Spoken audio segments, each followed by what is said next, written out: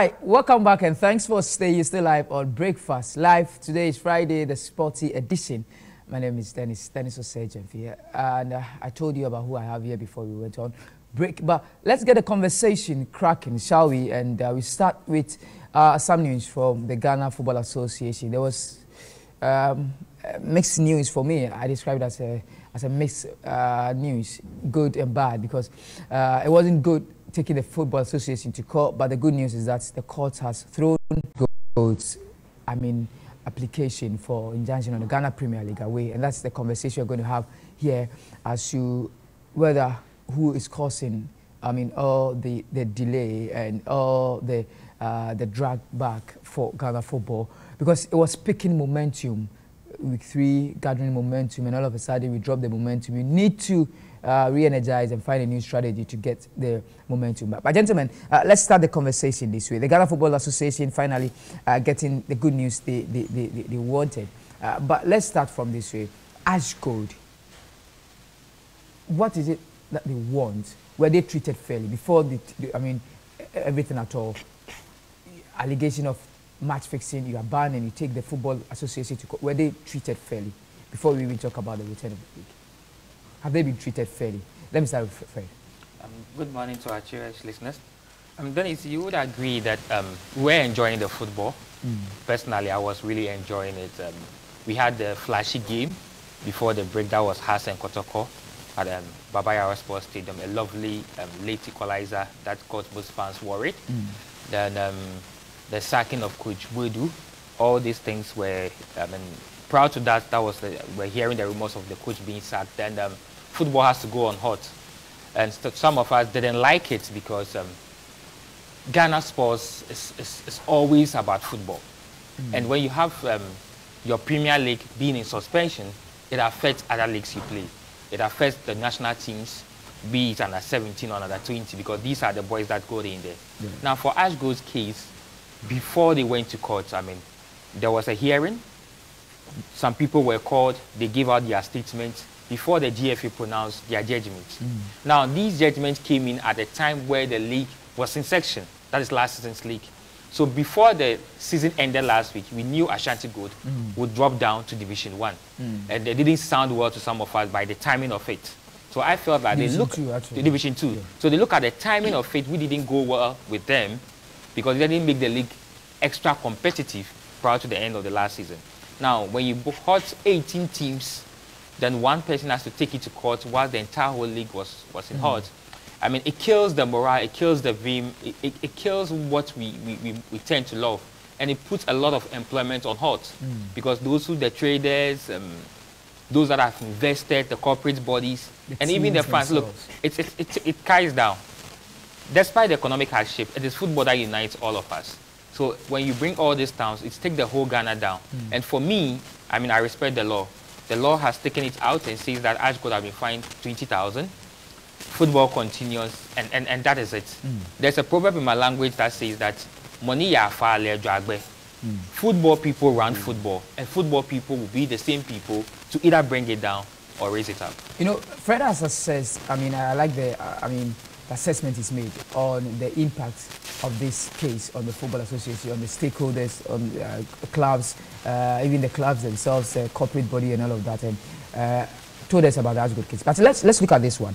Article 13 of the Ghana Football Association statutes reads that a member of the GFA will not take matters of interpretation and application of the FIFA, CAF and GFA statutes, regulations, decisions and directives to the ordinary courts.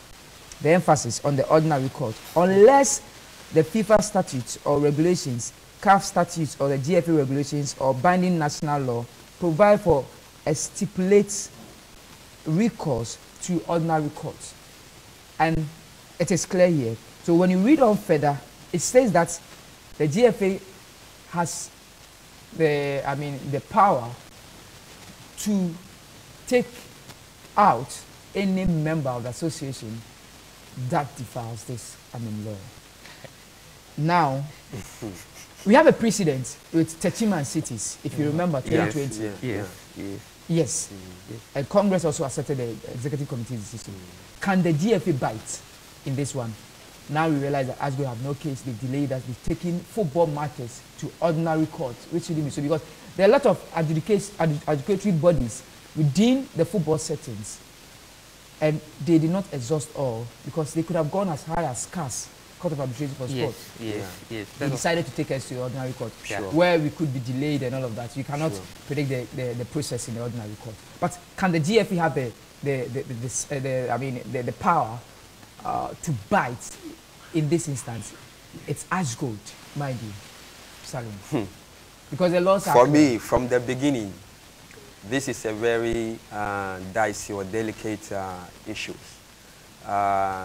Let me begin by saying this.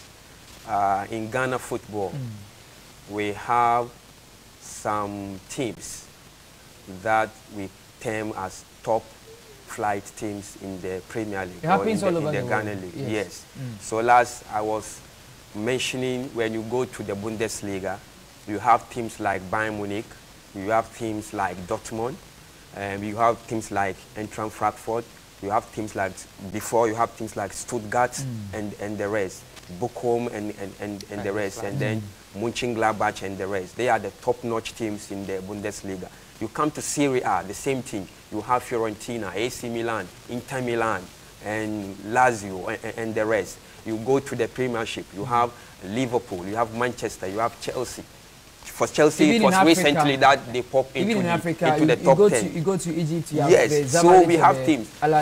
Those teams in Ghana football, we started by saying with the slogan that bring back the love, because football is already dead. Before, we are trying to bring back the love. So before bringing back the love, you gather all the necessary tools together, inform them. Our football is dead already. So how can we resurrect it? So let's come together and play a very nice game.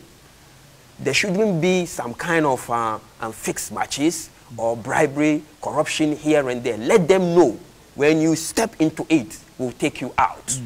I didn't know whether GFA has done that. Ashanti Gold has gone beyond the bar.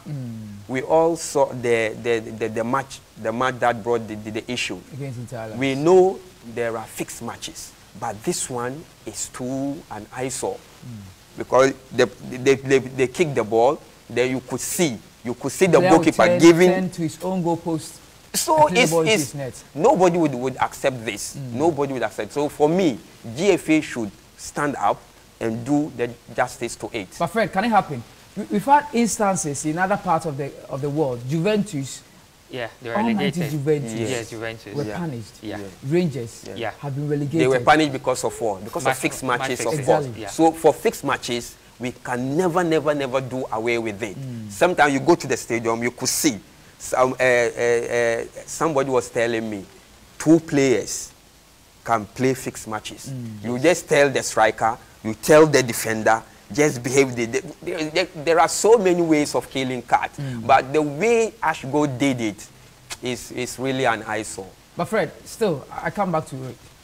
If Tetima and Cities were suspended from the Football Association for taking the FA to court, can the GFA this time replicate that same power? Can they do it against a superpower in our football?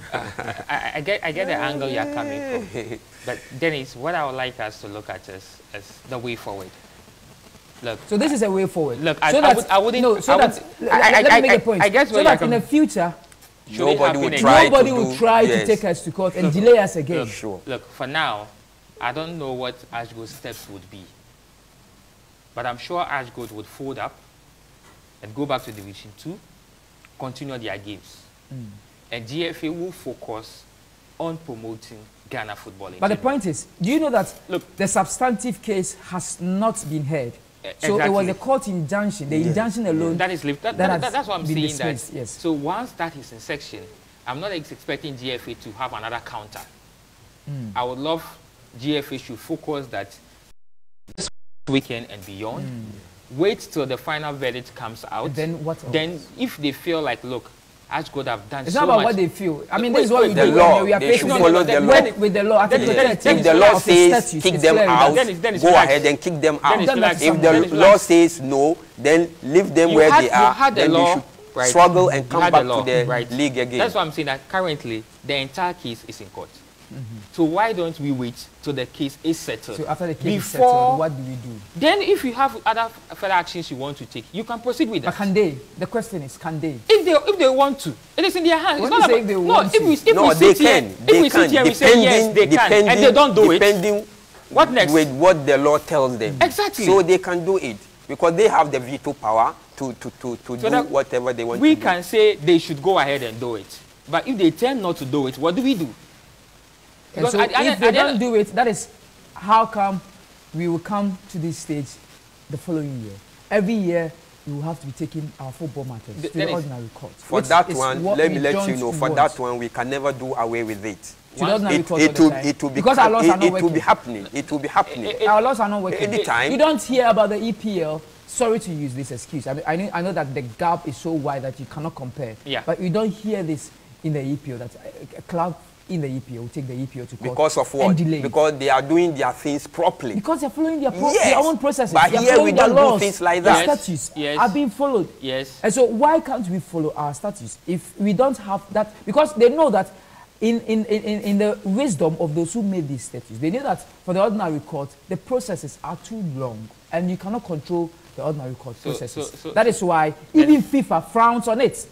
Even FIFA and CAF level, they frown on it. And therefore, we have a sports court of arbitration for sports, so that they can speed up things. And then we can I get your angle. We can only suggest, but we cannot take the decision for the FA. It is in the FA's own hands. They know their laws on which they operate. So if they find it fit that look after the court case with Ashgold, then they want to imply further actions, they can go ahead and do that. Sure. That's the only thing we can see. But for me, what I want them to do. So when you leave it today, you are a stakeholder. Look, you're a stakeholder. The football association doesn't belong to one person. For me, I'll rather focus on the games because now the enthusiasm, the morale, the vim is gone down. Yes. So I'll rather focus, pump more money, pump more hype into the game, so that takes away the shame. You know what could happen? If they've taken us to the High Court, they could still file for appeal. And that could also be granted. And then we could come back to square one. That is why the FA needs to show some sort of the case is not yet over. So they could still even file for the injunction at the appeal. Yes, but it is still not over. But for right now, what matters is that our football must go on. The show must go on. That is Freddie Mercury's song. The show must go on. Because if we think to go into the court cases, remember, if there is any delays, those that are affected are much more. Sure. The players themselves are being affected. The people, the sponsorships, the corporate bodies, the players everybody the involved. Teams themselves, the everybody goes down. Themselves, each and everybody is suffering. What are we looking at? That's why I'm suggesting that, look, let's focus on allowing the games to go on. Let the games rather overshadow this case. This case can be at the back end and it could be solved. But if we tend to focus more and put more attention, we write more stories, talk about this weekend day out, it will overshadow the game we have this weekend. We have beautiful games coming up this weekend. Let's talk about the games we have this weekend then, if that's the case. You want us to talk about it and pretend as if, and behave like the ostrich. We are not. So all is well. We are not. Let's continue with the game. But I will revisit the court issues again. That's what we need to settle, because even if we build up the momentum and then we get to a level where everybody is interested again, the interest is high again, and then another injunction comes in. Then it's better we don't go into these games. What I've realized is that in our football organizations, it's like friends, brothers, uncles, they handle our football. So when such issues pop up, there's some kind of, they will try to massage the case or the issue just to favor, because he's my friend. I'm afraid to hurt him. I don't want to do this, so that next time around, when I'm also down, he can also come up and assist me. Doing all these things would affect our football. And this is what is affecting our football. We should do away with it. But who would stand on his feet to try and do that? It's like everybody is trying to favor his friend, his brother, his uncle. It's like a cartel. So one is thinking that one day maybe it will affect me. So why won't I handle these issues with some kind of one-to-one to solve the issue, I mean, in a favorable manner? But when we do this, it will never help us. Of course, and that's not what we want. As a result of that, the FA have restructured their calendar for the season. So match day 4 is returning this weekend, and there will be a break for the World Cup on the 20th of November. So I would like to take you through one of those things that is affecting. So now they've changed the calendar. Yes. Definitely, it will affect us negatively in some way. Yeah. Yes. All right, before we deal with the fixture, so that's the calendar. So this weekend, 20th, 29th to 31st, there will be match day 4, and the match day 5 will come on from November 3rd, that is midweek games, and then match day 6 from November 11 to November 14, match day 7 from November 16 to November 17, and match day 8, November 18 to November 20th, and there will be that long break for the World Cup from 20th November, and then the league will resume from the 18th. That is when the World Cup will end. So the World Cup will end on the 18th of December. So it's likely to, it's likely we might have Christmas games, sure. I mean, Boxing Day games to rub shoulders with the EPL. So you see, it has affected the whole scope. The next transfer window to be open for the games. Yes. Everything has been affected. And whose fault is it? We cannot blame ourselves. It's them. It's football people's fault, because football people run football.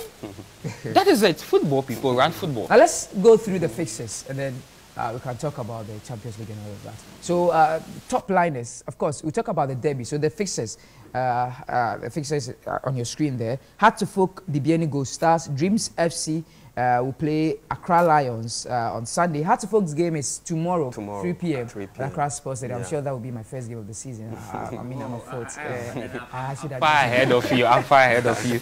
When it comes to games. 3 games though. So I mean, this is the 4th game of the season. Yeah, and then I'm more games ahead of you.